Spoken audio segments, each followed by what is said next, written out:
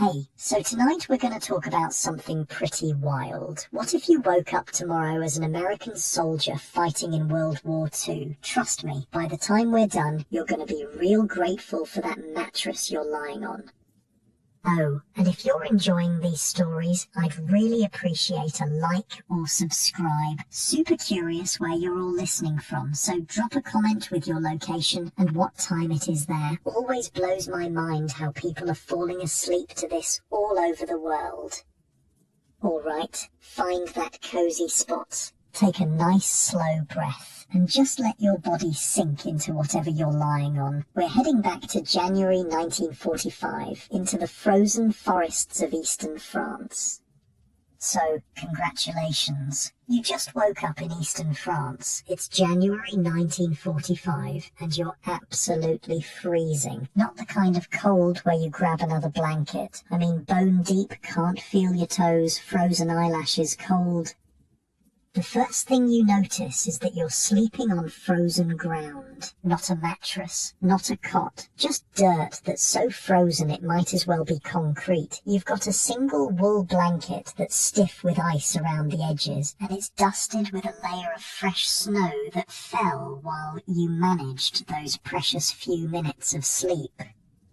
You're wearing the same clothes you've had on for nearly 2 weeks now. Wool socks that haven't been dry since Christmas. Army-issue boots that are starting to separate at the seams. Layers of olive drab that smell like a mixture of sweat, dirt, and the slightly metallic scent of fear. There's a steel helmet beside you, and it's so cold that touching the metal with bare skin would be a mistake. The air smells like pine trees, gunpowder, and something else. Something vaguely sweet and horrible that you've sadly gotten used to. The smell of death. When you sit up, every muscle in your body screams in protest. Your back has been compressed against that frozen ground, your joints stiff from the cold. Nearby you can hear the sounds of other men stirring in their foxholes. Someone coughs, someone else mutters a curse, someone prays. This is the Colmar Pocket, one of the last German strongholds in France, and you, my friend, are a soldier in Company B of the 15th Infantry Regiment, 3rd Infantry Division of the United States Army. Just a few days ago, your company had over 100 men. Now, you're down to about 40. You've been fighting almost non-stop since landing in Italy nearly 2 years ago. The good news? You're still alive, which is better than a lot of guys can say. The bad news? The Germans are about to launch a massive counterattack, and you're right in their path. Look to your left. See that skinny kid checking his M1 carbine? That's Second Lieutenant Audie Murphy. He looks like he should still be in high school, doesn't he? Just 19 years old, barely 5'5", maybe 110 pounds, soaking wet. You'd never guess it. But he's already the most decorated soldier in your company, with a Distinguished Service Cross, 2 Silver Stars, and 2 Bronze Stars. The guys call him Baby because of his boyish face, but nobody makes that joke to his face anymore. Not after they saw what he did at Anzio, single-handedly taking out a German machine gun nest, or in France when he killed 2 snipers and another machine gun position all by himself. The guy's either incredibly brave or has a serious death wish. Maybe both. Hey, he nods to you, his breath visible in the freezing air. Get some coffee if there's any left. Gonna be a long day. You crawl out of your foxhole, your boots crunching on the snow. The forest around you is beautiful in a stark, deadly way. Tall pine trees, their branches heavy with snow, morning mist hanging between the trunks. In the distance you can see the village of Holtzwihr, about a mile away across open fields, German-held territory. The position you're holding isn't great. Your company is at the edge of a woods shaped like a U, with open fields in front of you. There's a narrow road that leads from the woods to the village. The ground is so frozen that digging proper foxholes has been nearly impossible. Most guys have only managed to scrape out shallow depressions, just enough to get their bodies below ground level. You find your way to what passes for a mess area. It's just a slightly wider part of the forest where some poor cook is trying to heat coffee over a tiny stove that gives off almost no heat. The coffee, when you get it, is barely warm and tastes like mud. But it's coffee, and the caffeine might keep you alert enough to stay alive. "Germans are moving," says a sergeant, his face weathered and lined beyond his years. Scouts spotted activity in the village. Could be nothing, could be something. You take a sip of the terrible coffee and feel it hit your empty stomach. When was the last time you ate a real meal? You can't remember. The K rations you've been living on are better than nothing, but they're not exactly home cooking. A small can of processed meat, some biscuits hard enough to break teeth, a chocolate bar that's frozen solid, and a few cigarettes. Breakfast of champions. The sun is starting to rise, casting long shadows through the trees. You hear the distant rumble of artillery, so constant that it's become like background noise. Your hands shake slightly, though whether from cold or fear, you're not sure anymore. Lieutenant Murphy is moving among the men, checking positions, offering words of encouragement. Despite his size and age, there's something about him that inspires confidence. Maybe it's the calm way he speaks, or the fact that he's survived so much already. When he looks at you, his eyes are older than his face. "Keep your head down today," he tells you. "Something feels off." Back at your foxhole, you check your gear. Your M1 Garand rifle is your most valuable possession. 8 rounds in the clip, the metal cold against your gloved hands. You have several more clips in your ammunition pouches. Your canteen is half full of water that's partially frozen. You have a first aid packet, a bayonet, and a few grenades. Not much to stake your life on, but it's all you've got. Around 2 p.m, everything changes. First, there's the sound, a rumbling that's different from artillery. It's mechanical, rhythmic, getting louder. Tank engines. "They're coming," someone shouts, and suddenly everyone is alert, weapons ready. From the village of Holtzwihr, emerging from the mist, you see them. 6 German tanks, massive metal beasts crawling across the snow-covered field toward your position. Behind them, moving in skirmish order, are German infantry. Not just a few, hundreds of them. Someone near you whispers, "Jesus Christ." The odds are impossible. 40 of you against hundreds of them, plus tanks. Your company has nothing that can stop a German Panther tank. Nothing except the 2 M10 tank destroyers that have been supporting you. One is positioned on the road leading to the village, the other about 40 yards ahead toward Holtzwihr. Lieutenant Murphy is on the radio calling for artillery support. His voice is steady, but you can see the tension in his shoulders. This is bad, really bad. The German artillery opens up and the world becomes noise and chaos. Shells explode among the trees, sending splinters and shrapnel flying in all directions. You press yourself into your shallow foxhole, trying to become one with the frozen earth. When you dare to look up, you see one of your M10 tank destroyers get hit. There's a flash, an explosion, and the commander and gunner are just gone. The surviving crew abandons the burning vehicle and runs for the trees. The second M10 is firing continuously, trying to slow the German advance, but its shells are bouncing off the frontal armour of the Panthers. Then it tries to back up into the tree line for better cover, slides off the road and gets stuck in a drainage ditch. Its gun now useless. Lieutenant Murphy is shouting orders. "Fall back to the secondary position. Move!" You know what this means. Your current position is untenable. There's a stronger defensive line prepared a few hundred meters deeper in the woods, but someone has to cover the withdrawal.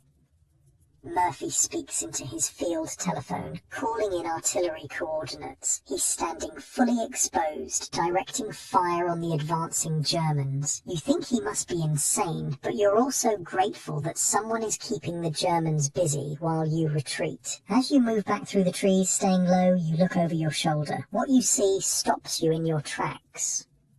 Murphy is still there, alone now. The rest of the company is retreating. The M10 tank destroyer is burning, billowing black smoke, and Murphy climbs on top of it. He's taken position behind the 50 caliber machine gun mounted on the burning tank destroyer. German bullets and artillery are impacting all around him. The tank could explode at any moment, but there he is, firing the heavy machine gun at the advancing German infantry, cutting them down in swaths. You can't hear what he's saying over the din of battle, but later you'll learn that when the artillery coordinator asked how close the Germans were, Murphy responded, "Just hold the phone and I'll let you talk to one of the bastards." For an hour, Murphy stays on that burning tank destroyer, firing the 50 cal, calling in artillery strikes, holding off hundreds of German troops by himself. You watch from the tree line as the Germans try to flank him, as tank rounds explode near him, as the M10 is repeatedly hit and engulfed in smoke. Twice, you're certain he's been killed. Twice, he emerges from the smoke, still firing. The ground around the tank destroyer becomes littered with German dead. The attack falters, stalls, and finally begins to recede. Only then does Murphy climb down from the burning vehicle and walk back toward the American lines. He's limping from a leg wound, but he refuses evacuation. Instead, he organizes a counterattack, leading what's left of Company B back to reclaim the original position. The Germans retreat all the way back to Holtzwihr. Later, you'll learn that Murphy killed or wounded approximately 50 German soldiers by himself. He stopped an attack by 6 tanks and 250 infantry. He saved what remained of Company B from certain destruction. As darkness falls, you're back in your foxhole at the edge of the woods. The temperature is dropping again. Your hands are numb, your feet blocks of ice. You're exhausted beyond belief, but somehow still alive. Murphy moves among the men, checking on everyone, making sure the wounded are being treated. When he passes your position, you notice that despite everything, his hands are steady. "Get some rest," he tells you. "They'll be back tomorrow." You settle deeper into your foxhole, pulling your frozen blanket around you. The stars are coming out, brilliant pinpoints in the clear winter sky. You think about home, about warm beds and hot meals, about streets where no one is trying to kill you. You shift slightly, finding that small spot where the ground isn't quite as hard beneath your hip. The cold seeps through your layers, but somehow your eyelids grow heavy. Your breathing slows and you feel your muscles relaxing one by one. In the distance, you can still hear the occasional sound of artillery, but here, in this moment, there's a strange kind of peace. You're still alive, your unit held. Tomorrow will bring what it brings. You yawn quietly, feeling your jaw crack from the cold. Your fingers finally start to warm up inside your gloves as you tuck them against your chest. The weight of your helmet on the ground beside you is oddly comforting, a small piece of protection in this dangerous world. You take another slow, deep breath, watching it cloud in the freezing air and settle in for another night in the frozen forests of France, where the snow continues to fall gently through the pine branches above. Morning comes too soon in the frozen forest, not with the gentle transition of sunlight through curtains, but with the harsh voice of a sergeant kicking the bottom of your foxhole. "Up and at 'em, soldier. Germans didn't go home just 'cause you're tired." Your body feels like it's made of lead and broken glass. Every joint aches from the cold. Your back is one solid knot of pain from sleeping on frozen ground. Your mouth tastes like you've been chewing on pennies.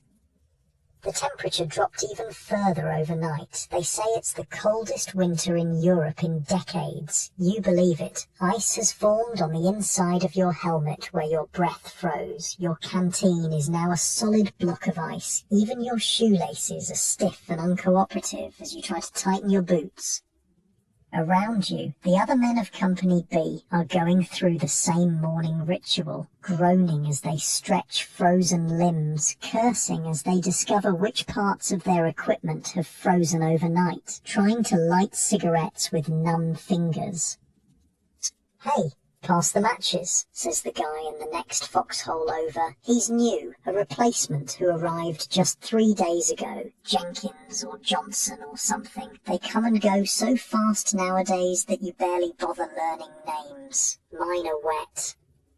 You toss him your matchbook. He's young, maybe 18, with a round face that still has baby fat. Poor kid looks like he should be delivering newspapers, not fighting Nazis. He'll either toughen up quick or he'll die. There's not much middle ground out here.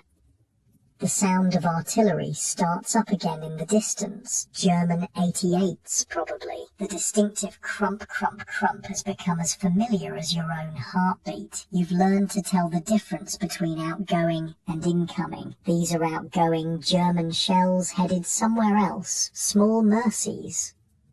Breakfast, such as it is, comes in the form of more K rations. The waxed cardboard box contains a small tin of powdered eggs that you mix with a little water to form a pale yellow paste. There's also a couple of rock-hard biscuits, a small chocolate bar that's frozen solid, and more of that awful instant coffee, gourmet dining army style.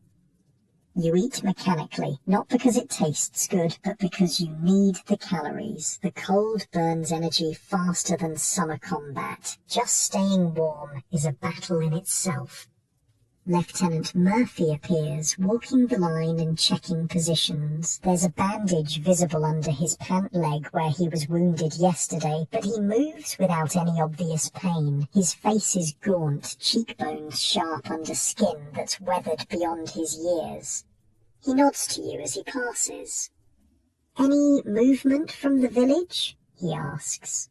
"Nothing yet, sir," you reply. "All quiet since dawn." He grunts acknowledgement. "They took a beating yesterday, but they'll be back. Keep your eyes open."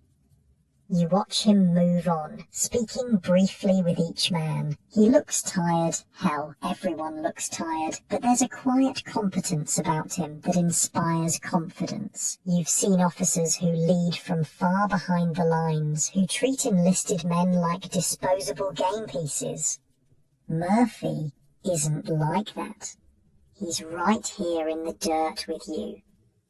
The morning passes slowly, the mind-numbing boredom of war, hurry up and wait, hours of nothing punctuated by moments of sheer terror. You spend the time cleaning your rifle. The M1 Garand is a solid piece of engineering, but it needs care, especially in these conditions. You field strip it, wiping down each part with an oily rag to prevent rust. The 8-round clip system is a vast improvement over the old bolt-action Springfield from the last war. Your dad served in France in 1918 carrying one of those. He rarely talked about it. Around noon, a jeep arrives with mail and supplies. Letters from home are worth more than gold out here. You get 2, one from your mum and one from your girl back in Ohio. You save them, tucking them inside your jacket. Letters are best read in private, where no one can see if they make you cry. There are also fresh socks, which might as well be Christmas presents. Nothing matters more in winter combat than keeping your feet dry. Trenchfoot has taken more men out of action than German bullets. You change your socks immediately, massaging feeling back into your toes. They're pale and wrinkled, but not black yet. No frostbite. Another small mercy. "Hey," says the kid who borrowed your matches. "His name is Jenkins, you've confirmed. Is it true what they're saying about Lieutenant Murphy, that he took on a whole company of Germans by himself yesterday?" You nod, tucking the damp socks inside your shirt to dry them with body heat. "Saw it myself. Climbed up on a burning tank destroyer and manned the 50 cal. Held off the entire German attack for an hour." Jenkins whistles. "They'll give him a medal for that, won't they?" "Probably. If we live long enough for the brass to hear about it." It's not that you're trying to scare the kid, but out here, hope is a dangerous thing. Better to expect the worst and be pleasantly surprised than the other way around.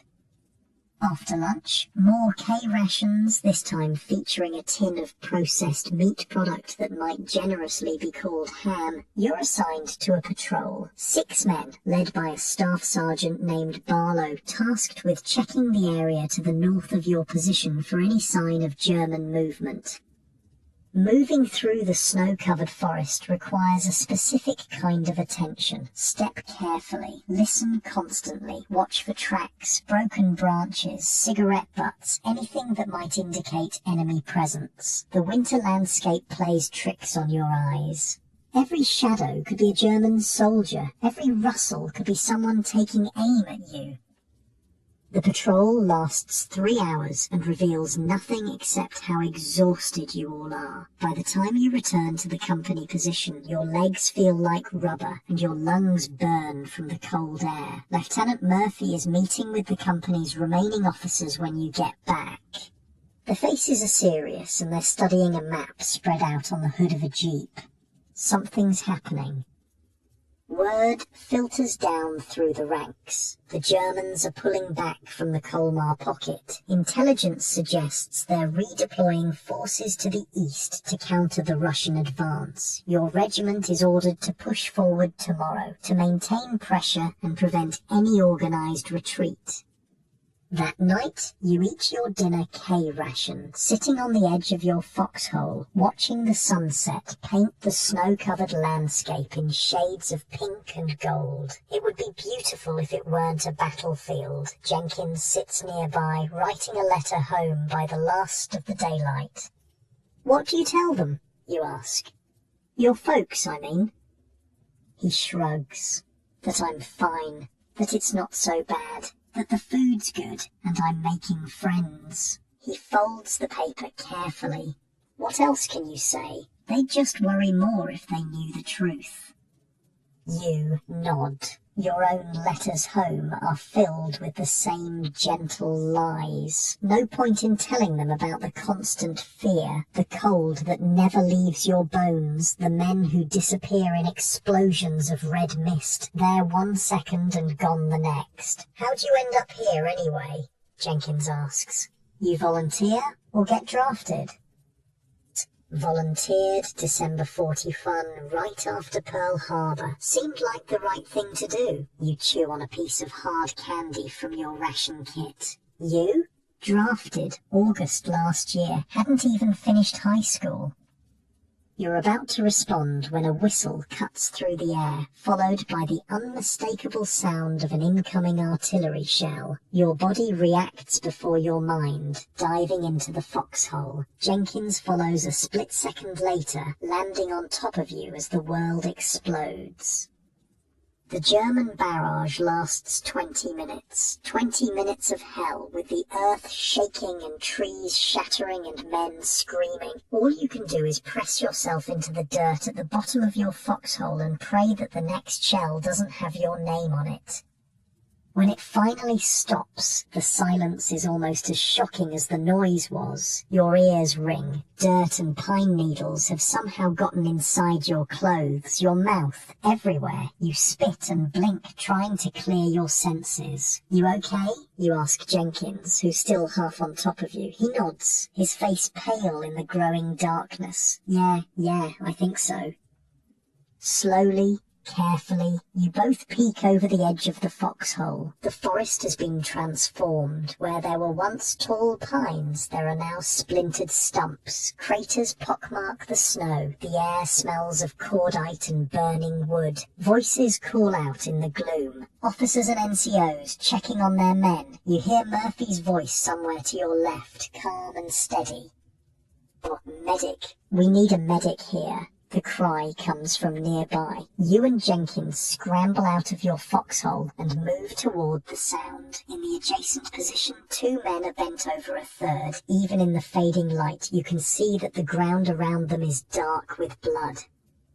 It's Barlow, the sergeant who led your patrol earlier. He's been hit with shrapnel, a jagged piece of metal protruding from his thigh. His face is grey with shock and pain. The medic arrives, pushing past you with his bag of supplies. Give me some space, fellas, and someone find me a goddamn light. No wine, sir. You pull out your Zippo and flick it on, holding it steady so the medic can see. He cuts away Barlow's pant leg, revealing a wound that makes your stomach turn. The sergeant grits his teeth, refusing to cry out even as the medic probes the injury. You're going to be okay, Sarge, the medic says, working quickly to clean and bandage the wound. This is your ticket home. Barlow shakes his head weakly. Can't leave my boys. Not your choice, I'm afraid. This needs surgery. 2 men arrive with a stretcher, and they carefully load Barlow onto it. He reaches out and grabs your arm as they lift him. Keep an eye on the new kid, he says, nodding toward Jenkins. He's greener than grass. You nod. Will do, Sarge. See you stateside. But you both know it's unlikely you'll ever see each other again. That's just how it is out here. People come and go, mostly go. You don't dwell on it. The night grows darker and colder. The scattered clouds that provided the day's light snow have cleared, revealing a vast canopy of stars. The beauty of it strikes you as almost obscene, given the carnage on the ground. Lieutenant Murphy calls a meeting of the NCOs and a few experienced privates, including you. The German artillery barrage was likely a prelude to another attack, he explains. The enemy knows you're pushing forward tomorrow and wants to disrupt your preparations. Double the watch tonight, he orders. 2 men per position, 4-hour shifts. I want eyes on that village all night long. You're assigned the midnight to 4 a.m. watch with Jenkins. When the time comes, you settle into your foxhole together, rifle across your knees, eyes straining to pierce the darkness. The temperature has plummeted and your breath forms small clouds in front of your face. How do you stand it? Jenkins whispers after about an hour of silence. The waiting, I mean, knowing they're out there, might be watching us right now. You consider the question. You just do. You focus on the next minute, the next hour. Don't think too far ahead. I'm scared, he admits. All the time.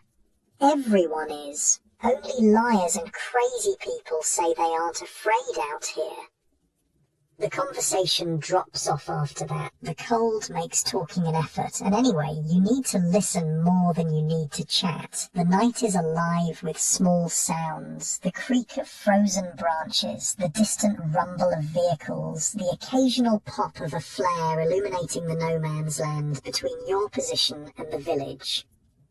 Around 3 a.m, you spot movement at the edge of the woods. You tense, raising your rifle, but it's just a deer, a small doe picking her way delicately through the snow. She freezes when she senses you, her large eyes reflecting the starlight. For a long moment you stare at each other, 2 living things in a landscape of death. Then she turns and bounds away, white tail flashing in the darkness. When your watch ends, you wake the next shift and crawl back into your sleeping position. Despite the cold and discomfort, exhaustion claims you quickly. Your dreams are a jumbled mess of home and war, faces of friends both living and dead, the sound of your mother's voice mixed with the whistle of falling artillery. Dawn arrives with a thin grey light that does little to warm the frozen landscape, but there's a change in the air, a sense of anticipation. Today you move forward. Today you take the fight to the enemy. As you prepare your gear for the advance, Lieutenant Murphy passes by your position. He looks even more tired than yesterday, if that's possible, but his eyes are clear and focused. "All ready?" he asks simply. You nod, securing your helmet strap. "Ready, sir." He clasps your shoulder briefly, the weight of his hand solid and reassuring through your layers of clothing. We push to the village, clear any resistance, and keep going. 1 foot in front of the other. That's how we win this thing. The company forms up along the edge of the woods, facing the open field that leads to Holtzwehr. The morning fog is lifting, revealing the scars from yesterday's battle, the burned-out tank destroyer, the dark forms of fallen German soldiers still lying in the snow, the churned earth from artillery impacts.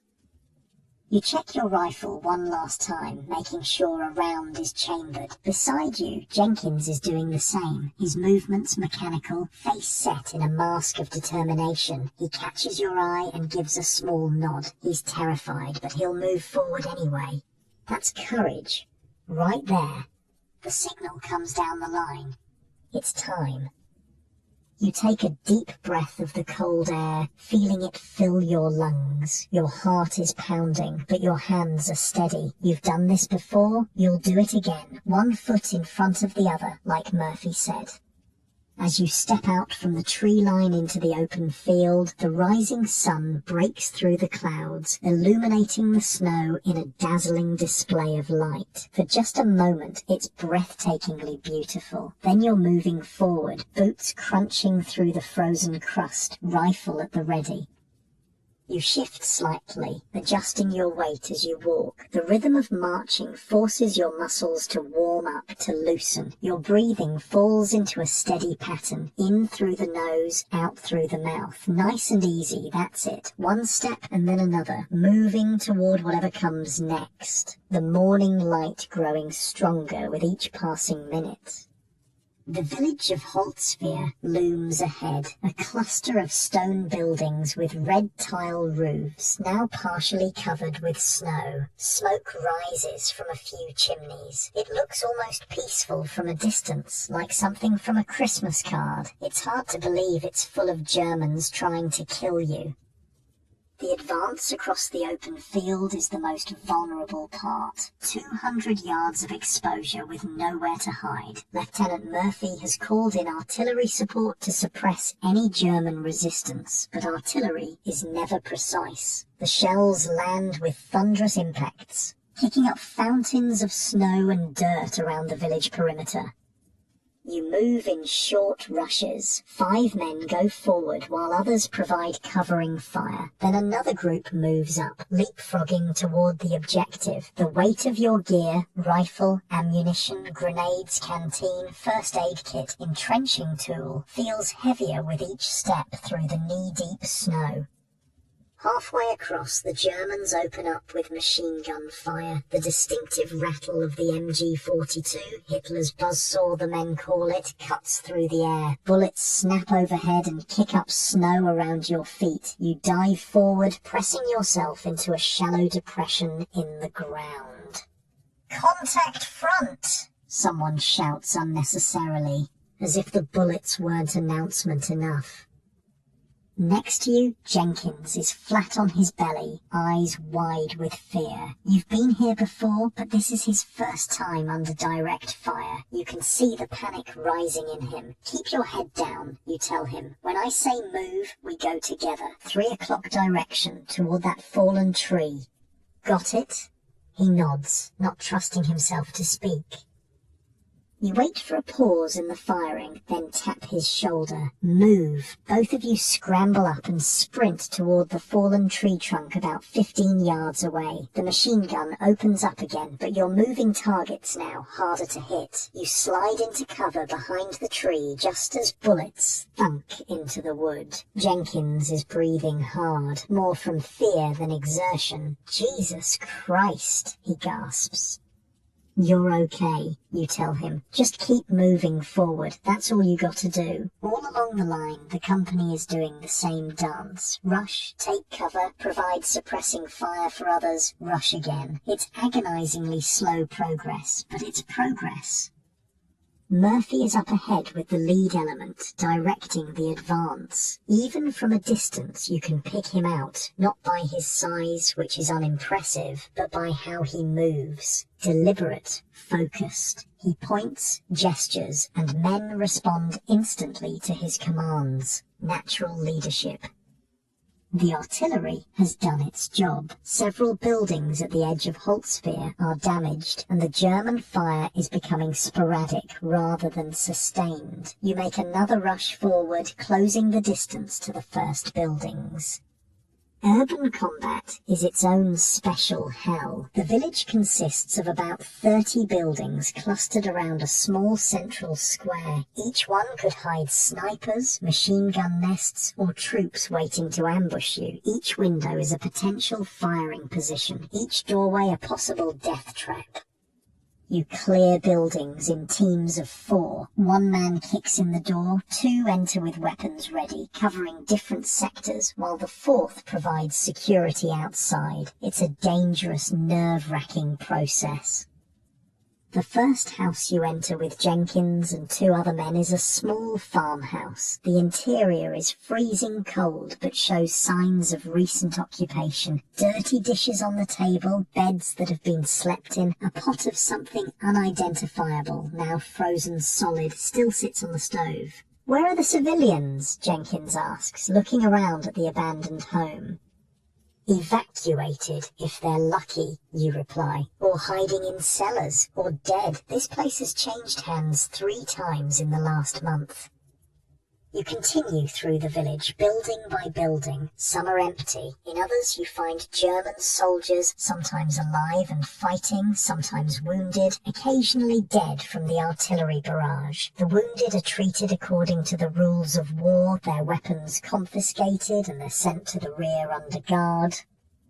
By midday, most of Holtzwihr is in American hands. The remaining Germans have retreated to the far side of the village. Company B has suffered only light casualties. 3 wounded, none killed. It feels like a victory, small but significant.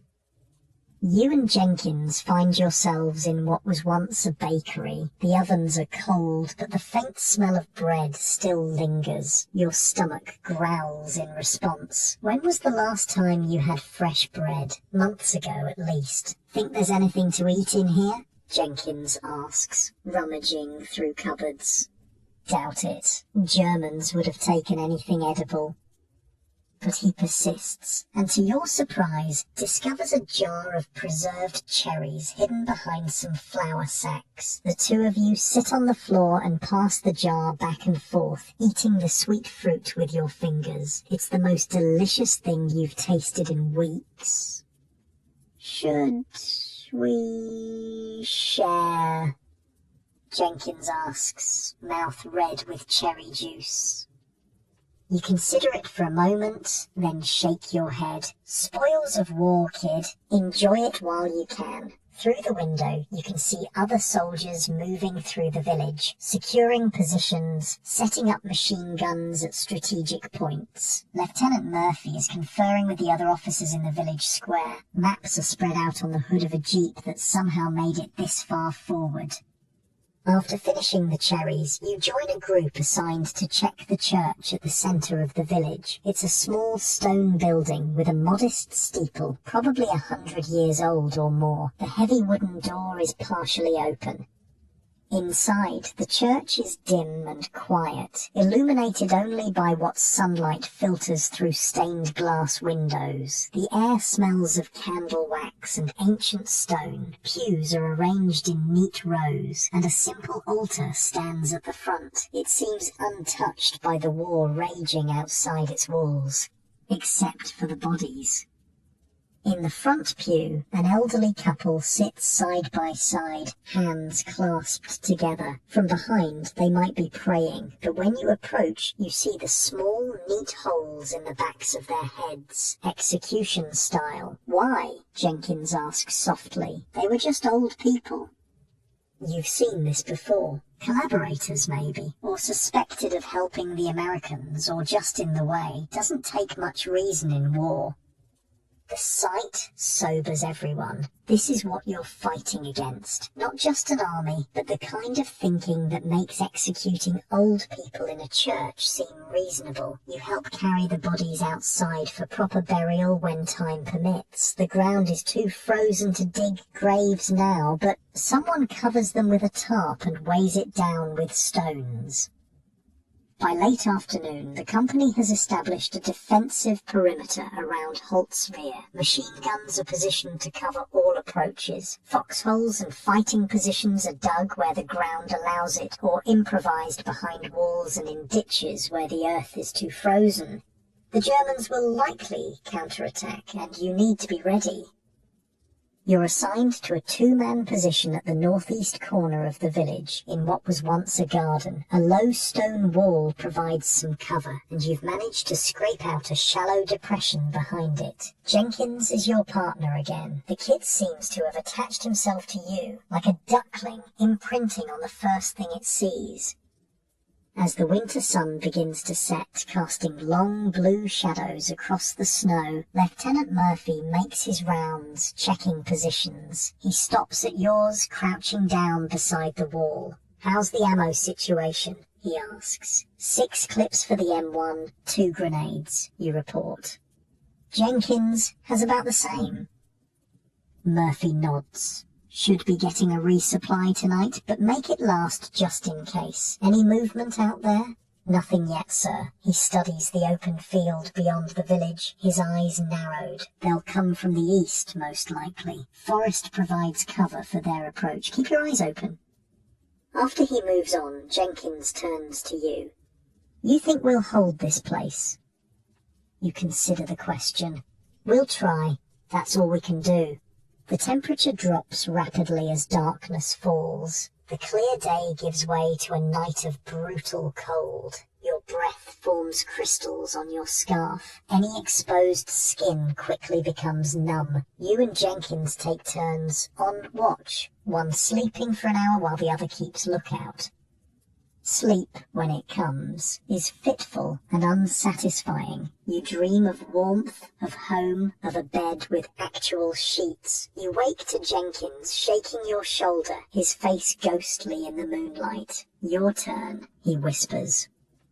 You sit up, stiff and aching. Every joint protests the movement. You're getting too old for this, you think, though you're only 23. But it's not the years that age you in war. It's the miles, the endless walking, the carrying of heavy loads, the diving for cover, the nights on frozen ground. Your body feels used up, worn out.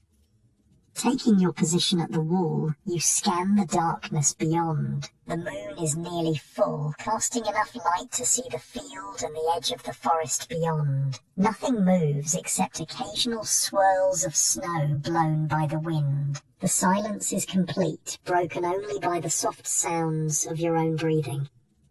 This is the hardest part of war, not the fighting, but the waiting, the endless hours of vigilance when nothing happens. Your mind plays tricks on you. Shadows become enemy soldiers. Wind sounds like whispered German commands. Fatigue makes your eyes see movement where there is none. During these quiet hours, thoughts of home are both comfort and torture. You think of your parents' house in Ohio, the smell of your mother's cooking, the sound of your father's laugh. You think of your girl, Sarah, and wonder if she's still waiting for you. Her letters say she is, but you've seen how war changes relationships. Distance stretches the bonds between people until sometimes they snap. A soft shuffle beside you indicates Jenkins has given up on sleep. He sits next to you, rifle across his knees. "Can't sleep, you ask?" "Feet are too cold," he admits. "Thought I'd keep you company instead." You share a cigarette, cupping your hands around the glow to prevent it from being seen from a distance. It's against regulations, but small comforts become incredibly important out here. The harsh tobacco burns your throat, but spreads a momentary warmth through your chest. "You got someone waiting back home?" Jenkins asks, passing the cigarette back. "Girl named Sarah. Been together since high school. You?" He shakes his head. "Nah, never had much luck with girls. Too shy, I guess. You'll find someone when you get back. Women love a man in uniform." "If I get back," he says quietly. You don't offer false reassurances. You both know the odds. Instead, you change the subject. "Tell me about your home. Where you from?" Little town in Pennsylvania, coal mining country. My dad works in the mines. Wanted me to follow him, but I was hoping the army might give me a chance at something else. He laughs softly. Careful what you wish for, right? The conversation meanders through the night, quiet voices in the darkness. You learn that Jenkins has 3 younger sisters, that he was captain of his high school baseball team, that he wanted to be a teacher someday. In return, you tell him about your life in Ohio, your job at the auto plant before the war, your plans to marry Sarah when you get home. These quiet exchanges of personal history serve a purpose beyond passing time. They forge bonds between soldiers, create a sense of shared humanity in the midst of inhumanity, and they remind you what you're fighting for, not just abstract concepts like freedom or democracy, but the simple right to go home and live your life. Dawn comes with a change in the weather. Clouds move in, heavy and grey, and snow begins to fall. Not the light, dry snow of previous days, but wet, heavy flakes that quickly accumulate. Visibility decreases rapidly. I don't like this, you mutter, peering into the swirling whiteness. Perfect cover for an attack. As if summoned by your words, the sound of artillery fire erupts from beyond the forest. Shells whistle overhead and impact throughout the village with deafening explosions. You and Jenkins press yourselves into your shallow foxhole as debris rains down around you. The barrage continues for 20 minutes, systematic and thorough. The Germans are walking their artillery across the entire village, leaving few areas untouched. When it finally stops, there is a moment of eerie silence, broken only by the calls of wounded men and the crackle of fires that have started in several buildings. Here they come, you say, spotting movement at the forest edge, dark figures emerging from the trees, advancing through the snow. A lot of them, at least a company's strength, maybe more. You fire your rifle at the approaching Germans, taking careful aim. The M1 bucks against your shoulder. You work the action, firing again and again until the clip is empty. The distinctive ping as it ejects signals you to reload. Jenkins is firing too, his shots more hesitant but finding targets nonetheless. All along the village perimeter, American weapons open up. The heavier chatter of 30 caliber machine guns joins the sharp crack of rifles. The Germans keep coming, using the snowfall as cover, moving in short rushes just as you did during your own advance. An enemy machine gun opens up from somewhere to your right, its rounds snapping overhead and chipping the top of the stone wall. You duck lower, pulling Jenkins down with you. "We need to relocate," you shout over the noise. "That MG has our position." Staying low, you both move laterally along the wall, finding a new firing position where a fallen tree adds to your cover. The German advance continues despite mounting casualties. They're determined to retake Holtzwihr. Through a break in the snowfall, you spot a German officer directing the attack. He's standing partially exposed, gesturing to his men. You take careful aim, control your breathing, and squeeze the trigger. He drops. The German advance falters momentarily, then continues with renewed intensity. A mortar round lands close enough to shower you with dirt and snow. Your ears ring from the concussion. Jenkins looks at you with wide eyes, checking if you're hit. You give him a thumbs up, though you feel a warm trickle of blood from your left ear. The battle rages for over an hour. The Germans press forward to the very edge of the village before the American defences finally stall them. Artillery support arrives, landing with devastating effect among the exposed enemy troops. They begin to fall back, first in small groups, then in larger numbers. By mid-morning, the attack has been repulsed. The field between the village and forest is littered with dark forms in the snow, fallen German soldiers. The village itself has suffered significant damage. Several buildings are burning despite the snow. The church steeple has been hit and partially collapsed. Medics move among the American positions, treating the wounded. You help Jenkins bandage a minor shrapnel wound on his arm, nothing serious enough to send him to the rear. Your own ear has stopped bleeding, though the ringing continues. Lieutenant Murphy appears, moving quickly from position to position, assessing the situation. His uniform is dirty and torn, and there's a smear of blood on his face that might not be his own. He looks exhausted, but alert. Good work holding the line, he tells you. We've got reports of more German units moving in from the north. They're not done with us yet. How long are we supposed to hold this place, sir? You ask. He gives you a grim smile. Until we're relieved or overrun, hopefully the former. The day continues with sporadic fighting. German snipers take shots at careless Americans who expose themselves. Random artillery shells land in the village, keeping everyone on edge. You and Jenkins take turns sleeping in 2-hour shifts, neither of you ever fully letting your guard down. The snow continues to fall, gradually burying the evidence of battle. White shrouds form over the bodies in the field. The village grows quiet, except for the occasional crack of a rifle or distant explosion. During one of your rest periods, you find a relatively intact cellar beneath a damaged house. It's warmer underground, protected from the wind and snow. You and Jenkins create a small sanctuary there, hanging a blanket over the entrance to block the light from your single candle. In this tiny pocket of relative safety, you allow yourselves to relax slightly. You share a can of meat from your K rations, using a bayonet as a makeshift utensil. Jenkins produces a battered deck of cards, and you play a few hands of gin rummy to pass the time. You think we'll push forward tomorrow? He asks, discarding a 3 of clubs. Probably. Depends on what intelligence says about German positions. One village at a time, that's how we win this thing. One village at a time, he repeats, almost to himself. Seems like it'll take forever. Won't be forever. Germans are running out of men, out of supplies. We keep pushing. They keep retreating. Eventually, they'll break. You don't mention the cost, how many American lives it will take to reach that eventual victory. You don't talk about the replacements who arrive each week to fill the gaps left by the dead and wounded. You don't share your private fear that you won't be one of the ones who makes it home.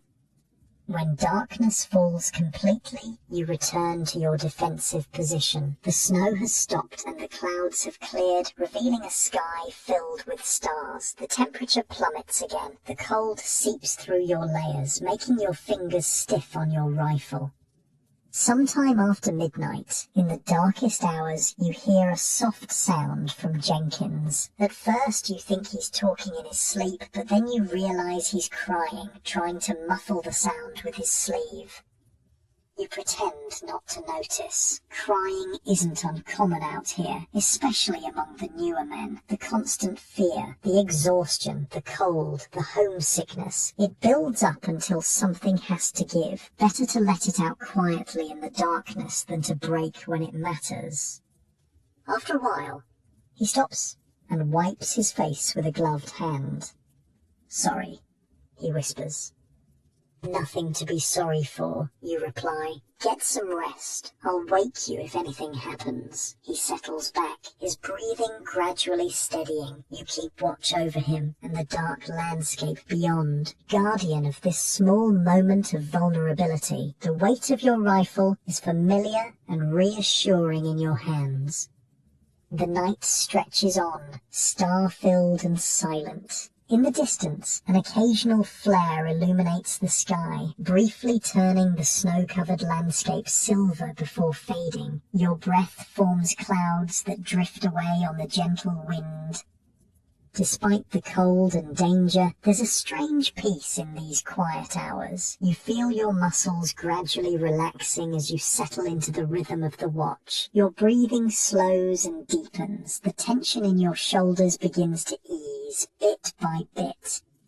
You shift slightly, finding a more comfortable position against the stone wall. The village sleeps around you, damaged but still standing. Tomorrow will bring what it brings. More fighting, most likely. But for now, in this moment, there is just the night, the stars, and the soft sound of Jenkins breathing beside you. You tuck your hands inside your jacket for warmth, feeling your fingers begin to thaw. Nice and easy, that's it. Just breathe and watch and wait. The weight of your helmet is solid and reassuring on your head. You take another slow breath, letting it out gradually, watching it cloud in the frigid air as your muscles continue to loosen one by one while the stars wheel slowly overhead. Morning brings a clear sky and renewed activity. You're awakened by the sound of vehicles, American trucks and jeeps entering Holtzville from the west. Reinforcements. Finally, you nudge Jenkins, who blinks awake with the momentary confusion of a man who doesn't remember where he is until the harsh reality crashes back. Looks like we're getting some help, you tell him, nodding toward the convoy. Fresh troops spill from the trucks, their uniforms still relatively clean, their faces lacking the hollow-eyed exhaustion that marks the veterans. They look around at the battle-damaged village with expressions ranging from curiosity to apprehension. Lieutenant Murphy meets with the newly arrived officers while the company sergeants organize distribution of supplies. You and Jenkins join the line for ammunition resupply, each receiving 3 bandoliers of M1 clips. The quartermaster also hands out fresh socks and, miracle of miracles, chocolate bars. Real Hershey's, Jenkins says, eyes lighting up as he pockets his. I'm saving this for a special occasion. You're more practical, unwrapping yours immediately and taking a bite. The sweetness is almost shocking after weeks of bland K rations. Special occasion is now, kid. Might not get another chance. Orders come down through the sergeants. The company is moving out in 1 hour, pushing northeast toward the Rhine. Intelligence reports indicate the Germans are establishing a new defensive line about 10 miles ahead. Your job is to keep them on the run, prevent them from digging in too deeply. You use the hour to prepare. First priority is your feet. You find a relatively intact building with a working pump and manage to get enough water to wash your socks. While they dry near a small fire, you inspect your feet carefully. No signs of trench foot yet. The skin is wrinkled and pale, but not blackened or swollen. You massage feeling back into them, then put on your fresh socks, saving the newly washed pair for tomorrow. Jenkins follows your example. His feet are in worse shape, with blisters on both heels, but still functional. You show him how to apply strips of adhesive tape over the raw spots before putting on fresh socks. Thanks, he says. My dad always said take care of your feet, and they'll take care of you. Smart man, your dad. The weapons come next. You break down your M1 Garand completely, cleaning each part with meticulous care. Sand, dirt and moisture are the enemies of any firearm, and in combat, a jammed rifle means death. You reassemble it, work the action to make sure it's smooth, then load a fresh clip. By the time the order comes to move out, you're as ready as you'll ever be. Company B forms up on the northeastern edge of Holtzville, with Lieutenant Murphy at the front. He looks better after a few hours of rest, some of the tension gone from his face. We're pushing to Jebsheim, he tells the assembled men, pointing to a spot on his map, about 8 miles northeast. Germans are falling back, but they'll fight delay actions all the way. Stay alert, keep intervals between men, and watch the tree lines. The advance begins under a cold winter sun. The snowfall from yesterday has left about 6 inches of fresh powder covering the battlefield. It's beautiful in a desolate way, the pure white broken only by tank tracks and the dark shapes of fallen soldiers that no one has had time to bury. Moving through snow is exhausting work. Each step requires lifting your boot clear and then plunging it down again. The constant resistance saps your strength hour by hour. The column moves slowly, with scouts ranging ahead and to the flanks. Around midday, you reach a crossroads where a stone farmhouse stands alone amidst bare fields. The scouts report it appears abandoned, but Murphy takes no chances. He orders a squad to clear it while the rest of the company provides covering fire. You watch as the squad approaches the building cautiously. They're using proper technique, 2 men covering the door while a third kicks it in, then rapid entry with weapons ready. But something feels wrong. The house is too quiet, too still. Your instinct proves correct when the windows suddenly fill with the muzzle flashes of German weapons. The farmhouse was a trap, a perfect ambush position covering the crossroads. 2 Americans go down immediately, caught in the open. Contact front. The call goes up as everyone drops to the snow, returning fire. The Germans have at least 1 machine gun inside the stone building, its distinctive sound cutting through the general cacophony. Lieutenant Murphy is already organizing the response, directing a light machine gun team to set up and provide suppressing fire. He calls for the bazooka team, knowing that the stone walls will provide excellent protection against rifle fire. The company medic, braving the German fire, crawls out to the fallen men. He manages to drag one back to safety, but the other is clearly beyond help, his blood a vivid crimson against the white snow. The bazooka team moves into position, taking aim at the farmhouse. The backblast sends up a cloud of snow as the rocket launches with a whoosh. It strikes the building with a thunderous impact, blowing a hole in the wall. A second rocket follows, then a third. After the last explosion, there's a moment of silence. Then white fabric appears in one of the shattered windows, a surrender flag. 4 German soldiers emerge slowly, hands raised.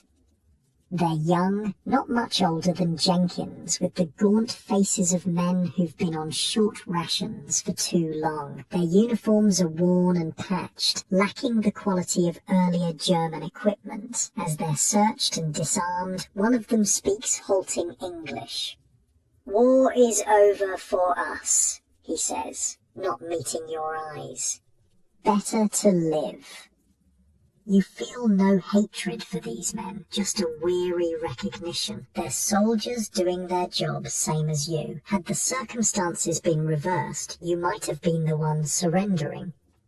The Germans are sent to the rear under guard, and the advance continues. The incident at the farmhouse has cost you time and 1 man, but it could have been much worse. Murphy seems to take the loss personally, though, his face grim as he reorganizes the column. The day wears on, the miles passing slowly under your boots. The terrain changes, becoming more wooded, with gentle hills replacing the flat fields around Holtzwihr. Each patch of forest, each hill crest presents a potential ambush site, and the company moves with increasing caution. Late in the afternoon, you spot something in the snow ahead, a single boot partially buried. Looking closer, you see it still attached to a leg, an American soldier half covered by snowdrift. His eyes stare sightlessly at the sky, his rifle still clutched in frozen hands. "3rd Battalion passed through here yesterday," Murphy says, coming up beside you. "They had some hard fighting."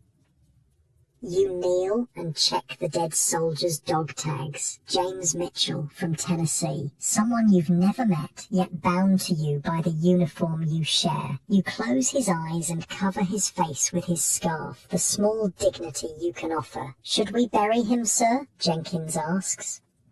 Murphy shakes his head. "Graves registration will come through after us. They'll take care of him. We need to keep moving. It's a harsh reality of war. The dead must wait while the living continue the fight. You mark the location on your map so the body can be found later, then rejoin the advance." By nightfall, you've covered about 6 miles. Not as far as planned, but decent progress given the conditions. The company establishes a defensive perimeter in a small copse of trees that offers some shelter from the wind. No fires are permitted this close to enemy lines. So dinner is another cold meal of K-rations.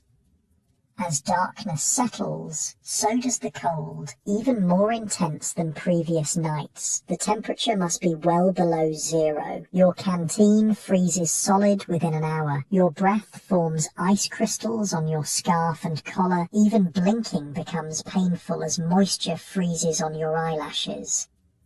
"How cold do you think it is?" Jenkins asks, his teeth chattering as he huddles next to you in your shared foxhole. "Too damn cold to measure," you reply. "But I was in Bastogne last month. This feels worse."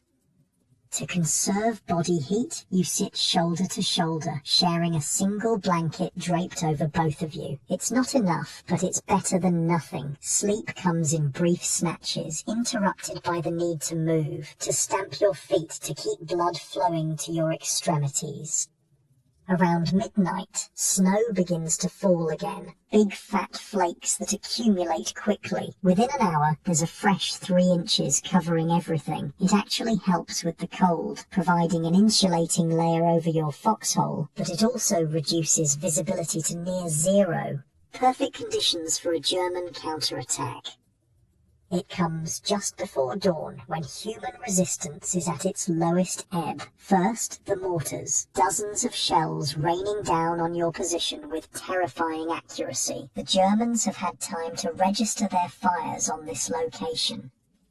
You and Jenkins press yourselves into the bottom of your foxhole as the world explodes around you. Dirt, snow, and tree fragments rain down. The noise is deafening, physical, a pressure against your eardrums.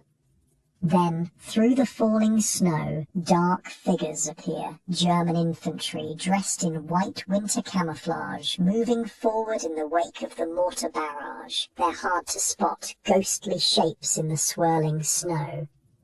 "Contact front," the cry goes up, and American weapons begin to fire. Your own M1 bucks against your shoulder as you aim at the advancing figures. Jenkins is firing too, his earlier hesitation gone, replaced by the mechanical necessity of combat. The Germans press forward despite casualties, using the limited visibility to their advantage. They're getting close, too close. You hear German voices now, shouting commands. A stick grenade lands nearby, exploding with a sharp crack and spraying fragments overhead.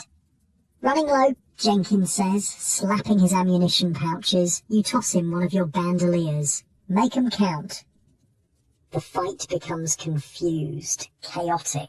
Germans appear and disappear in the swirling snow. Some fall to your fire, others press forward. A group breaks through the American line to your left, threatening to flank your position. Lieutenant Murphy's voice cuts through the chaos, directing a squad to seal the breach. Even in the middle of a swirling battle, he maintains situational awareness, adjusting the defense as needed. You spot a German officer directing the attack, his gestures animated as he points toward the American positions. Taking careful aim, you squeeze the trigger. He drops. The German advance falters momentarily, then resumes with renewed fury.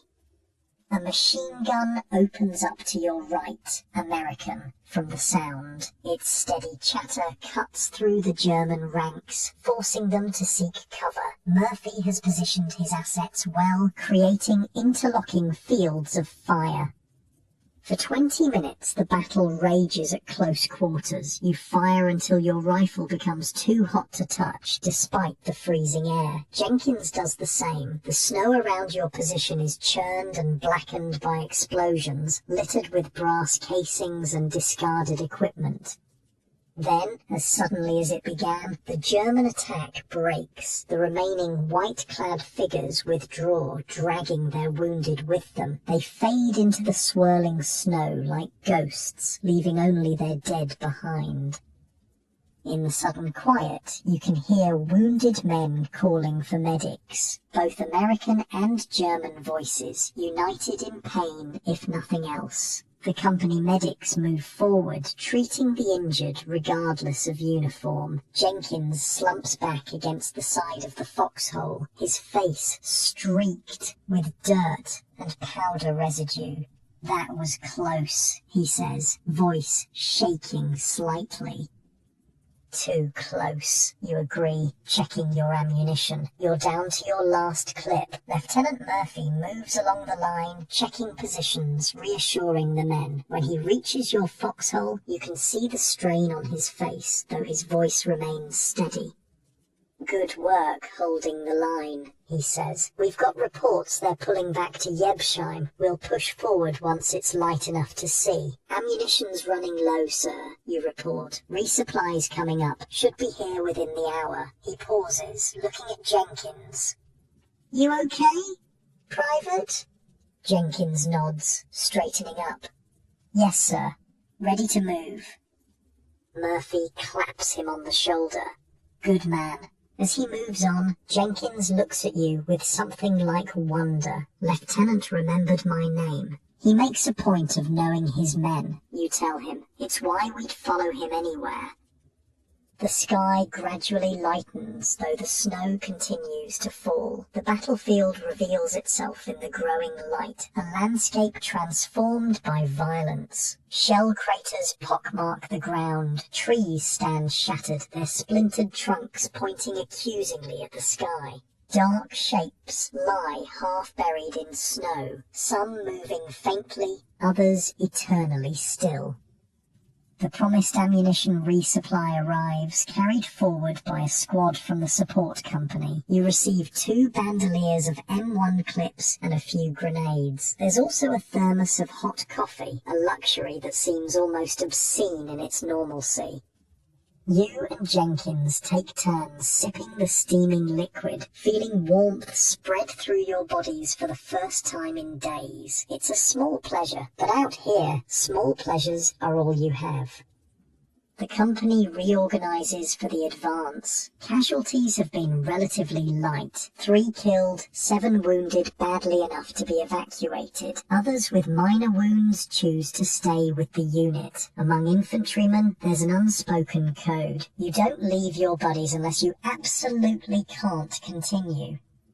By mid-morning, the snow has stopped and visibility improves. The company moves out, advancing cautiously through the broken landscape. You're in the second squad, with Jenkins still at your side. Lieutenant Murphy leads from the front, as always. The day passes in a blur of weariness and vigilance, miles of snow-covered terrain, occasional exchanges of fire with German rearguards, brief halts to rest and reorient. Your world narrows to the ground immediately in front of you, the weight of your rifle, the rhythm of your breathing. By late afternoon you can see Yebsheim in the distance, another village much like Holtzwehr, with stone buildings and a small church steeple. Smoke rises from several locations, evidence of fighting. The sound of artillery grows louder. The 3rd Battalion is already engaged there.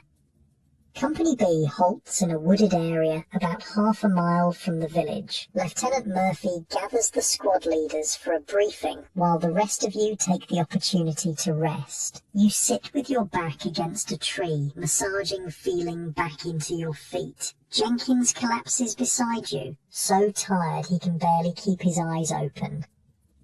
"Almost there," you tell him. "Yebsheim's the last major strong point before the Rhine. Once we take it, Germany's on the defensive for good." He nods, too exhausted for words. You hand him your canteen, which has thawed enough to provide a few swallows of water. He drinks gratefully, then passes it back.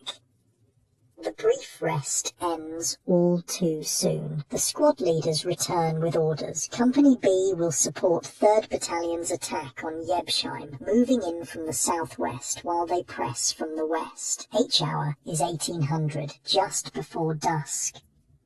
You check your watch, an old pullover that had been your father's. It's 16:45, less than an hour to prepare. You help Jenkins to his feet, and together you inspect your weapons one last time. His hands are steady now, his movements efficient. He's changed since you first met him, transformed by the crucible of combat from a green replacement into a soldier. Listen, you tell him as you adjust your helmet strap. Stay close to me when we go in. Urban fighting is different, faster, more confusing. Keep your head on a swivel and watch the windows. That's where they'll have their machine guns. He nods seriously. I'll stick with you. As the company forms up for the advance, Lieutenant Murphy moves among the men, offering a word of encouragement here, a nod of approval there. When he reaches you and Jenkins, he pauses. This is likely to be tough, he says candidly. Germans know the Rhine is their last natural barrier. They'll fight hard for Jebsheim. We'll fight harder, sir, you reply. He smiles slightly, the expression transforming his boyish face. I know you will. That's why we're going to win. At precisely 1800, the artillery opens up, American guns laying down a preparatory barrage on Jebsheim. The ground shakes with the impacts. Smoke and dust rise above the village. After 5 minutes of this, the signal comes to advance. The company moves forward in extended order, each man 5 yards from the next, to minimize casualties from artillery or machine gun fire. The ground slopes gently down toward the village, offering little cover beyond occasional snowdrifts and frozen drainage ditches.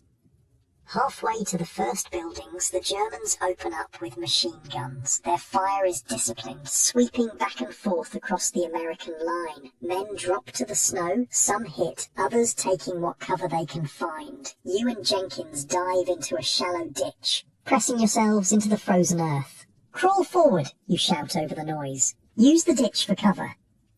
Together, you begin to move, elbows and knees digging into the hard ground, rifles held above the snow. It's slow, exhausting progress, but it keeps you alive. Others are doing the same all along the line, inching toward the village under heavy fire.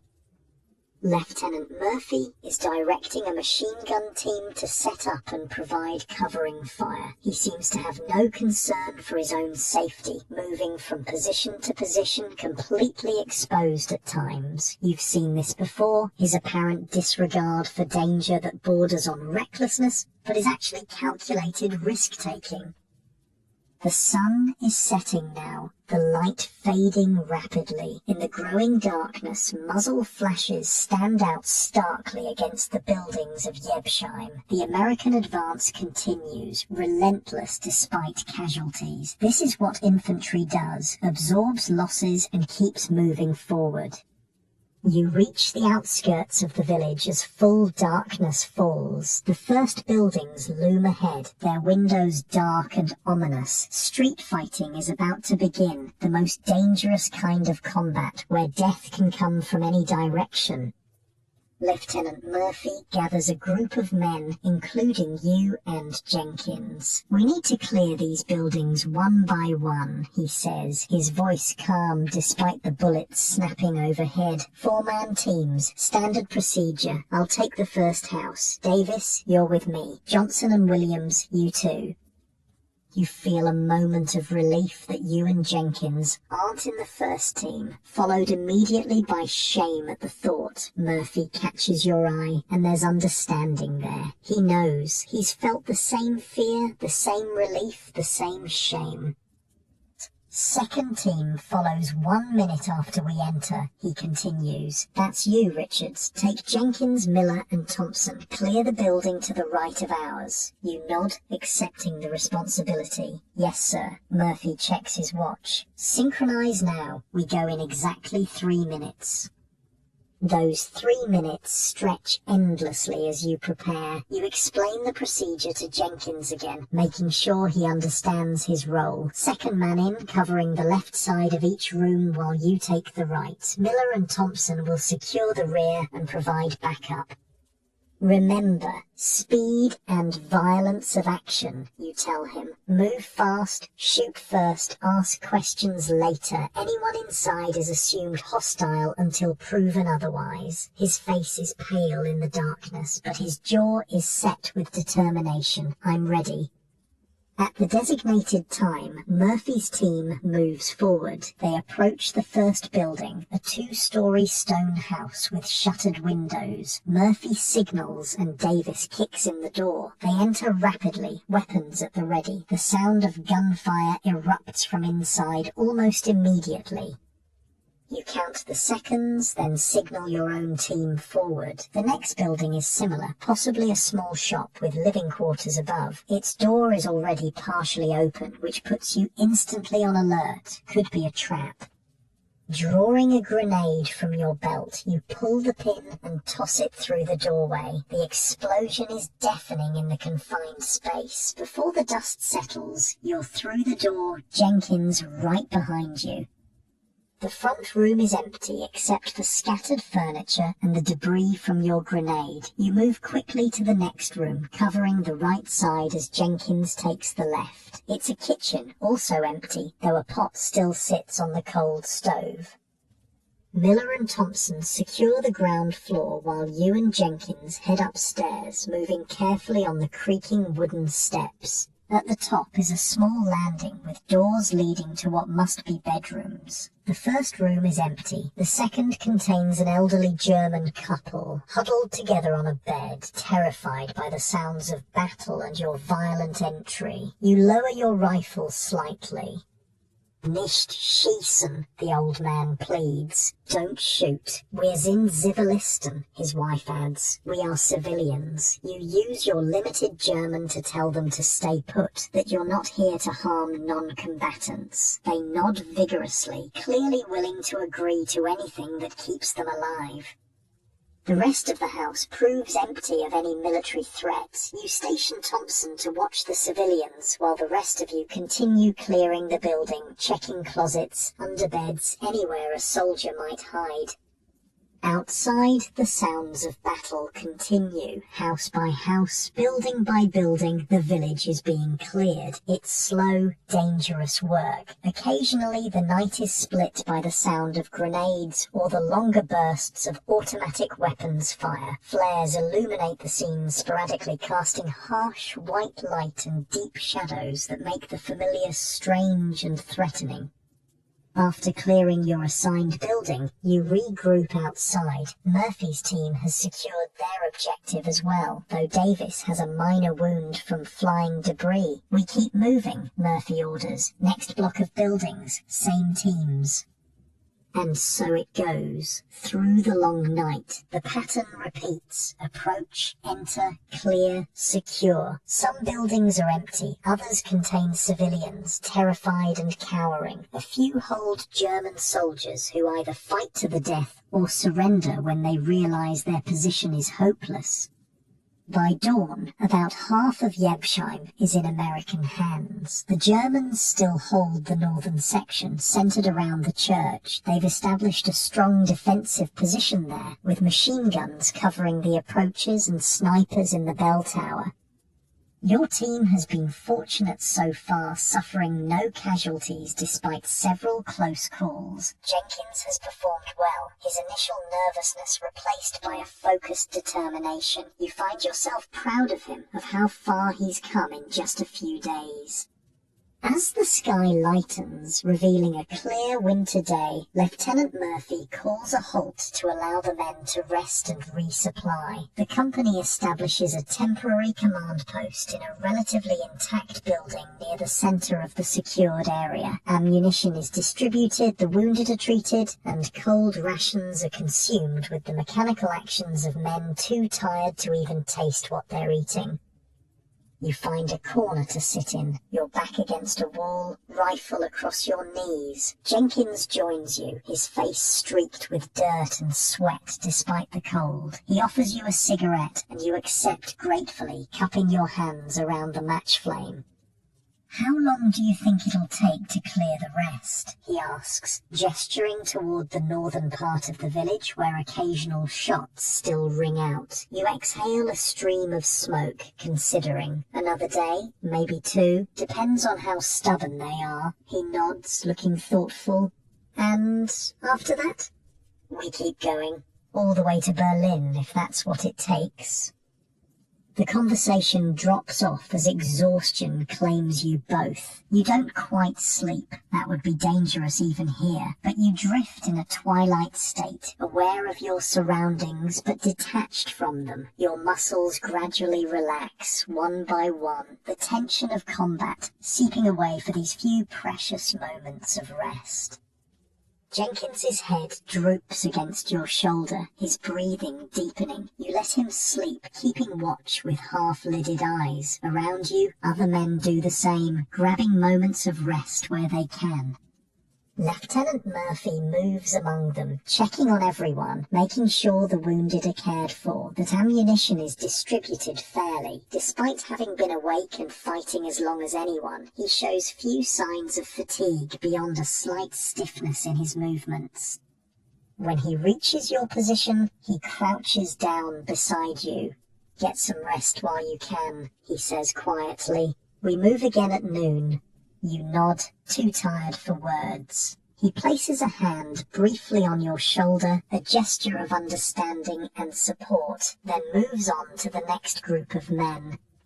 Outside, the winter sun climbs higher, its light filtering through broken windows to cast geometric patterns on the floor. The sounds of battle have diminished to occasional single shots, snipers probably from both sides seeking targets of opportunity. In this strange, suspended moment between fighting, you allow yourself to relax more deeply. The weight of your helmet feels heavy on your head, but you don't remove it. Danger is still too close. Your eyelids droop despite your best efforts to stay alert. Your breathing slows, matching rhythm with Jenkins beside you. The wall at your back is cold but solid, a small piece of stability in a world gone mad. You shift slightly, finding a more comfortable position as your muscles continue to loosen. Just a little rest, you tell yourself, just enough to be ready for what comes next. Through the broken window, you can see a patch of blue sky, startlingly bright and peaceful. It reminds you of home, of summer days that seem to stretch forever, of a time before war consumed your world. You take a slow, deep breath, savoring the memory and the momentary peace. Your rifle lies across your knees, its weight familiar and oddly comforting. Your hands rest on it lightly, ready to bring it up at the first sign of danger. But for now, just for these few precious moments, you allow yourself to drift in the borderland between wakefulness and sleep, your body gradually surrendering to exhaustion while some small part of your mind remains vigilant. The too brief rest ends with Lieutenant Murphy's voice cutting through your half-sleep. "Saddle up, we're moving out." You blink away the fog of exhaustion and nudge Jenkins, who wakes with a startled expression, momentarily forgetting where he is. Reality crashes back quickly enough. "Time to go," you tell him. Outside, the winter sun is high in a clear blue sky. The temperature has risen slightly, turning the snow wet and heavy underfoot. The sounds of fighting have intensified again, mostly from the northern section of Jebsheim around the church. The plan, as Murphy explains it, is simple but dangerous. Company B will advance through the narrow streets toward the church square, clearing buildings as they go. The Germans have established their main defensive position there, with machine guns and snipers covering all approaches. Intelligence says they've got about a company strength dug in around the church, Murphy tells the assembled squad leaders. They're well supplied and determined to hold. This is going to be house to house, street to street fighting all the way. You check your gear one last time. Full ammunition pouches, grenades on your belt, canteen refilled with water that tastes strongly of iodine purification tablets, K-rations stuffed in your pockets, rifle cleaned and oiled despite your exhaustion. Jenkins does the same beside you, his movements now almost as practiced as your own. He's a quick learner, adaptable. If he survives this war, he'll do well in whatever comes after. The advance begins at 1300 hours, with Company B moving up the main street toward the church square. The Germans have had time to prepare their defences, and they've done so expertly. Every intersection is covered by machine gun fire. Snipers occupy upper floors of buildings, targeting anyone who exposes themselves for more than a few seconds. Progress is painfully slow. You move from doorway to doorway, from building to building, always in danger, always alert. The Germans contest every foot of ground with fanatical determination. In the third house you clear, you find a German sniper set up in an upstairs bedroom. He's young, barely old enough to shave, but he manages to get off a shot that misses you by inches before Jenkins puts a bullet through his chest. The boy, and he is just a boy, looks surprised as he dies, as if he never really believed it could happen to him. He couldn't have been more than 16, Jenkins says, his voice shaking slightly as you search the body for intelligence. Hitler's scraping the bottom of the barrel now, you reply. Volkssturm units, old men and boys. The real soldiers are mostly gone. You find a letter in the boy's pocket from his mother in Bavaria. You can't read most of it, but you recognize a few words. Liebe, love. Vermissen, miss. Zurückkommen, come back. Promises that will never be kept now. Despite your exhaustion and the numbness that combat brings, you feel a pang of regret. This boy was someone's son, someone who loved him and prayed for his safety. Now he's just another casualty in a war that's already claimed millions. You pocket the letter, not as a trophy, but because it seems wrong to leave it here with his body. Maybe someday it can be returned to his family, a small comfort in their grief. The advance continues, building by building. By late afternoon, Company B has pushed to within 100 yards of the church square. The casualties have been mercifully light. 2 men wounded badly enough to be evacuated. Several more with minor injuries who choose to continue fighting.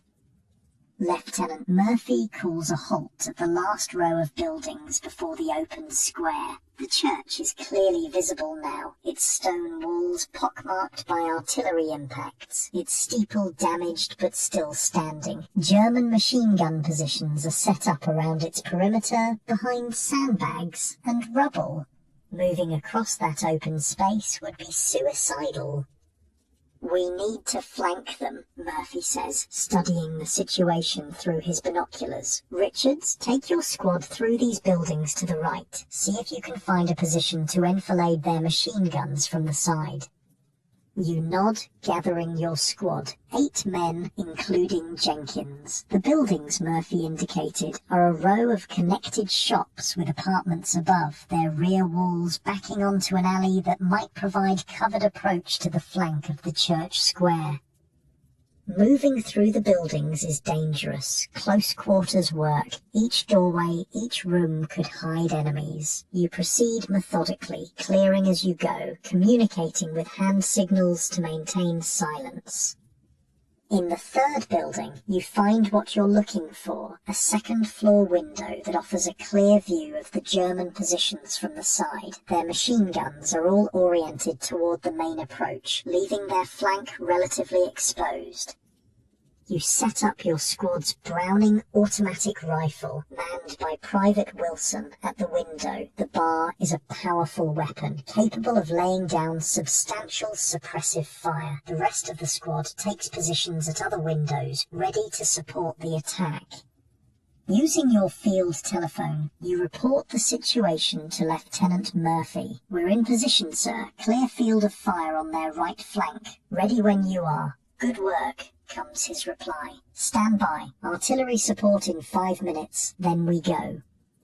Those 5 minutes stretch endlessly as you wait, watching the German positions through your rifle sights. They're unaware of your presence, still focused on the main street. You can see them clearly, about 20 men around the church, with more presumably inside. Their faces are drawn with exhaustion, much like your own, but they maintain their vigilance. Then the artillery begins. American 105mm howitzers laying down a barrage around the church. Not directly on it. The stone building would provide excellent protection, but close enough to force the Germans to keep their heads down. "Fire," you shout, and Wilson opens up with the bar. The heavy rounds tear into the exposed flank of the German position, catching them completely by surprise. The rest of your squad adds rifle fire, creating a deadly crossfire. Simultaneously, Murphy leads the main element of Company B in a frontal assault across the square. It's a dangerous gambit, but with artillery support and your flanking fire, they have a chance. The Germans respond with desperate courage, turning some of their weapons toward your position while continuing to engage the main attack. Bullets shatter the window glass around you, forcing you to duck and shift position constantly. Jenkins is beside you, firing steadily, his face set in concentration. He's a different person from the nervous replacement who arrived just days ago. Combat changes men quickly, either breaking them or hardening them. Jenkins has hardened. The battle for the church square lasts 20 minutes. 20 minutes of intense, close-range fighting that seems to stretch for hours. The Germans contest every yard, but they're caught in a crossfire they can't escape. One by one, their positions are overrun or silenced. When it's over, the square is in American hands. The few surviving Germans retreat northward or surrender. The cost has been high. 4 men from Company B killed, another dozen wounded. But Jepsheim's church square, the last major German strongpoint, has fallen. You lead your squad down to join the main element. The church itself still needs to be cleared. There could be Germans inside, using it as a last redoubt. Lieutenant Murphy organizes a team to enter, choosing you to lead it. "Take 4 men," he orders. "Go in fast and thorough. Watch for booby traps." You select Jenkins and 3 others. The heavy wooden door of the church is partially destroyed by artillery. You approach cautiously, watching for movement, for any sign of defenders. "Grenades first," you instruct. 2 men toss fragmentation grenades through the doorway. The explosions echo inside the stone building, followed by silence. "Go!" you command, and the team rushes through the doorway, weapons ready. The interior of the church is a scene of destruction and sacrilege. Pews overturned to form barricades, the altar used as a machine gun position, ammunition boxes stacked in front of religious statues, windows shattered, the colourful stained glass lying in shards across the stone floor.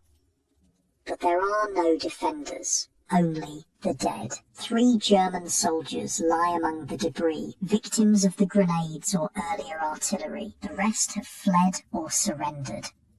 As you clear the bell tower, a dangerous climb up narrow, winding stairs, you reflect on the irony of fighting and dying in a house of God. The Germans had turned this sacred space into a fortress, and you've turned it back into a charnel house. Such is the nature of war. It corrupts everything it touches.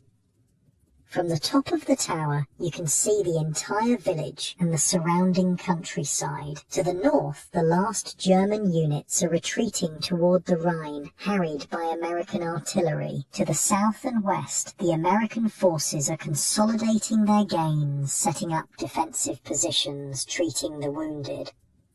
The Rhine itself is visible in the distance, a silver ribbon cutting through the winter landscape. Beyond it lies Germany proper, the enemy's homeland. The war is far from over, but the momentum has shifted irrevocably. The Germans are on the defensive now, fighting for their own soil rather than occupied territories.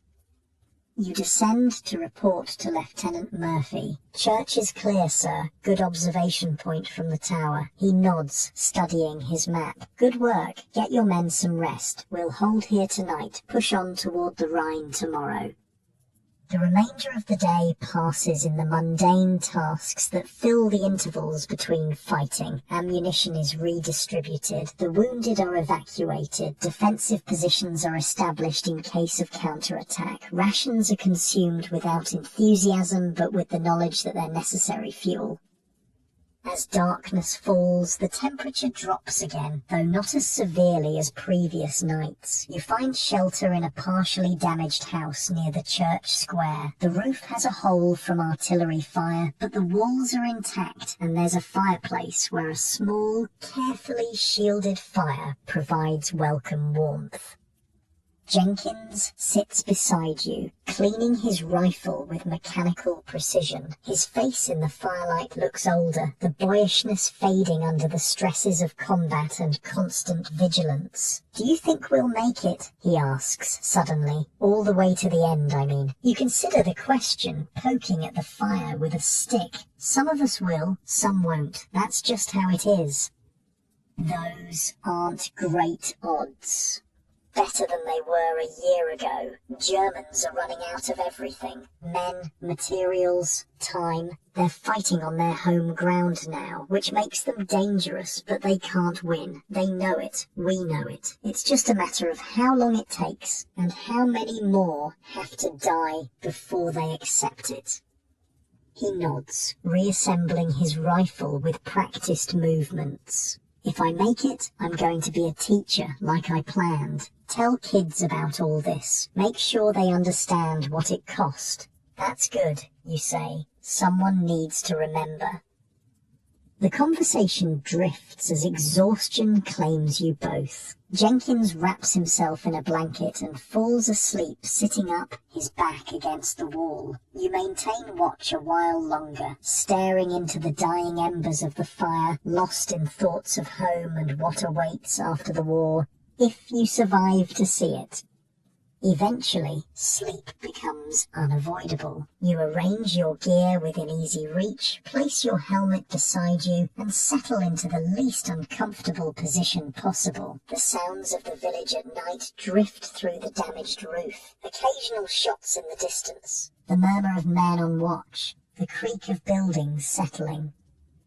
Your mind wanders back over the past few days. The defense of Holtzwihr, Murphy's incredible stand on the burning tank destroyer, the advance to Jebsheim, the house-to-house fighting, so much death and destruction, and for what? So that people back home can live without fear, can go about their daily lives in peace and safety. Is it worth it? On nights like this, cold and exhausted and far from home, it's hard to say. But in the morning, you'll get up and continue the advance, because that's what soldiers do. They keep going until the job is done, or until they can't go any further. In later years, long after the war, you'll remember these moments with a clarity that surprises you. The terror and the boredom, the camaraderie and the loneliness, the way time seemed to stretch and compress in combat, seconds lasting hours, days passing in a blur, the smells and sounds that never quite leave your memory. You'll remember Lieutenant Audie Murphy, the unlikely hero who went on to receive the Medal of Honor for his stand at Holtzwihr, who became the most decorated American soldier of the war. You'll see his face on movie posters, because yes, he becomes a Hollywood star after the war, and you'll think of him not as the celebrity, but as the tired young officer who led from the front, who knew each man's name, who did what needed doing no matter the cost. You'll remember Jenkins too, the green replacement who became a soldier before your eyes. You'll wonder if he made it all the way home, if he became the teacher he wanted to be, if he told his students about the war and what it really meant. Most of all, you'll remember the cold, the bone-deep, relentless cold of that winter in France and Germany. The way it seeped into everything, made every task harder, every wound more painful, every moment of rest less restful. In the depths of January nights, decades later, you'll wake up reaching for a blanket that was never adequate, shivering with a phantom chill. But that's all in the future. For now, there is only this moment, a damaged house in a captured village, a dying fire, the sound of Jenkins breathing nearby, and the weight of your rifle within reach. Tomorrow will bring what it brings. For tonight, this small pocket of relative safety is enough. Your eyelids grow heavy as the fire dims to mere embers. The tension begins to leave your body, one muscle at a time. First your shoulders, dropping away from your ears, where you've been unconsciously holding them. Then your back, no longer quite so rigid against the wall. Your legs, stretched out before you, the ache of miles walked gradually fading. Your breathing slows, deepens, in through the nose, out through the mouth. The rhythm of it becomes almost hypnotic, lulling you further towards sleep. The sounds around you, Jenkins's soft snoring, the occasional pop from the cooling fire, the distant noises of the village begin to blur together, forming a backdrop that's strangely comforting in its familiarity. The weight of your body seems to increase, pressing you more firmly against the floor. It's not uncomfortable, just heavy, as if gravity has intensified. Your arms and legs feel pleasantly weighted, difficult to move, though you have no desire to do so. Your mind, which has been racing with tactical concerns and memories of home, begins to quiet. Thoughts still come, but they're slower now, less urgent. They drift past like leaves on a stream, requiring no action, no response, just observations to be noted and released. The cold that has been your constant companion for weeks seems less intrusive now. There's a warmth spreading from your core outward, reaching your limbs, your fingers and toes. Not the intense heat of a summer day, but the gentle warmth of a body at rest, conserving energy, preparing for sleep. Your heartbeat, which spikes with every explosion, every moment of danger, has settled into a steady, slower rhythm. Thump, thump, thump, thump, the most fundamental percussion, the baseline of existence. Thump, thump, thump, thump, reliable, constant, soothing. The lines between wakefulness and sleep begin to blur. Your awareness of your surroundings fades gradually, replaced by a floating sensation, as if you're drifting gently on a calm sea. The hard floor beneath you seems to soften, to cradle your body rather than resist it. Images form behind your closed eyelids, not the sharp, intrusive flashbacks of combat, but softer scenes. Home, family, peaceful moments before the war. They don't demand attention or provoke emotion, they simply exist, comforting in their familiarity.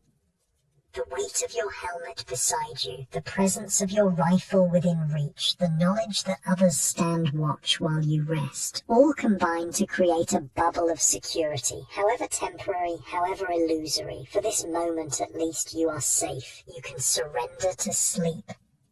And so you do, slipping deeper into that velvet darkness where the war cannot follow, where there are no artillery barrages, no machine gun fire, no frozen foxholes or desperate advances, just stillness and peace and the blessed absence of fear. Your breathing has become so slow and regular now, each exhalation slightly longer than the one before. Your body feels wonderfully heavy, deliciously immobile. Even your thoughts have slowed to a trickle, then to occasional drops, and finally to nothing at all. In this moment, suspended between wakefulness and dreams, there is perfect peace. No past to regret, no future to fear.